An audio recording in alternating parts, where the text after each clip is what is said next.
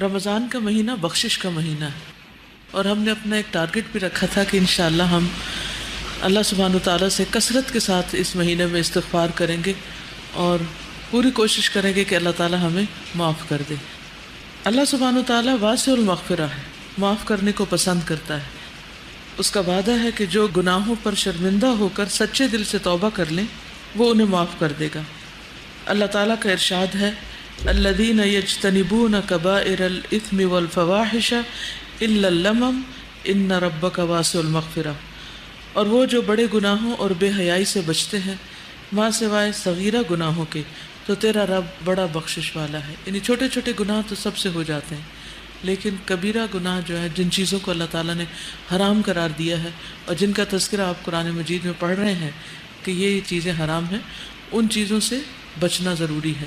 تو جو بڑے گناہوں سے، جیسے جوا ہے، شراب ہے، زنا ہے، چوری ہے، ماں باپ کی نافرمانی ہے، شرک ہے، جو ان چیزوں سے بچیں گے تو چھوٹی غلطیوں کو اللہ سبحانہ وتعالیٰ معاف فرما دے گے۔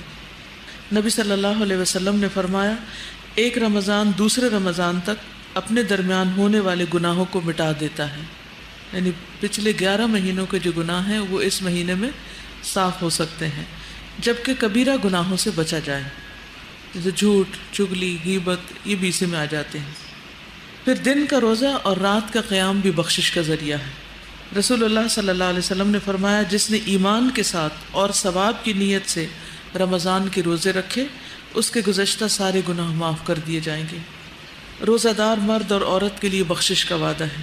والصائمین والصائمات، قرآن مجید میں آتا ہے روزہ رکھنے والے مرد اور روزہ رکھنے والی عورتیں، اور اس آیت کے آخر میں آتا ہے اعد اللہ لہم مغفرۃ واجرا عظیما، کہ اللہ نے ان کے لیے بخشش اور اجر عظیم کا وعدہ کر رکھا ہے۔ جو شخص رمضان پائے اور اس کی مغفرت نہ ہو تو وہ بد نصیب ہے۔ حضرت جابر بن سمرہ سے روایت ہے کہ نبی صلی اللہ علیہ وسلم ممبر پر چڑھے اور فرمایا، آمین آمین آمین۔ آپ نے فرمایا، میرے پاس جبریل آئے اور انہوں نے کہا کہ اے محمد صلی اللہ علیہ وسلم، اللہ اسے اپنی رحمت سے دور کر دے، اللہ اسے اپنی رحمت سے دور کر دے جس نے رمضان پایا پھر وہ مر گیا اور اس کی بخشش نہیں ہوئی، حتیٰ کہ وہ جہنم میں داخل کر دیا گیا۔ آپ کہیے آمین، تو میں نے کہا آمین۔ تو آپ دیکھیے کہ دعا مانگنے والا کون ہے؟ جبریل، اور آمین کہنے والے کون ہیں؟ محمد صلی اللہ علیہ وسلم۔ اور یہ ایک طرح سے بد دعا ہے اس شخص کے خلاف جو رمضان میں بھی حرام کام نہ چھوڑے، گناہ نہ چھوڑے اور توبہ استغفار نہ کرے اور اللہ سے معافی نہ مانگے اور اپنے گناہوں کی بخشش نہ کروا سکے۔ تو اس لیے ہر اس کام سے بچنا چاہیے جس سے اللہ تعالیٰ ناراض ہوتے ہوں۔ پھر سحری کا وقت خاص طور پر استغفار کے لیے بہت مناسب وقت ہے۔ قرآن مجید میں آتا ہے وَبِالْأَسْحَارِ هُمْ يَسْتَغْفِرُونَ، کہ وہ سحری کے وقت استغفار کرتے ہیں۔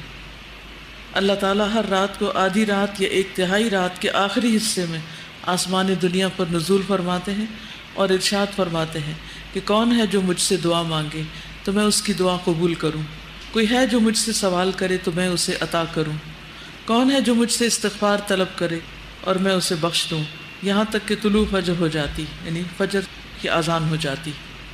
اس کے لیے کرنا کیا چاہیے؟ پہلے سے دعاؤں کی لسٹ بنا کے رکھنی چاہیے۔ اگر آپ نے اپنا گول سیٹ نہیں کیا ہوا کہ کون سی دعا مانگنی ہے، تو اس وقت پھر ٹائم اتنا تھوڑا ہوتا ہے اور ویسے بھی آپ ہاف سلیپی بھی ہوتے ہیں، تو بہت ایکٹیو نہیں ہوتا مائنڈ کہ سوچ کے اس وقت دعائیں مانگی جائیں۔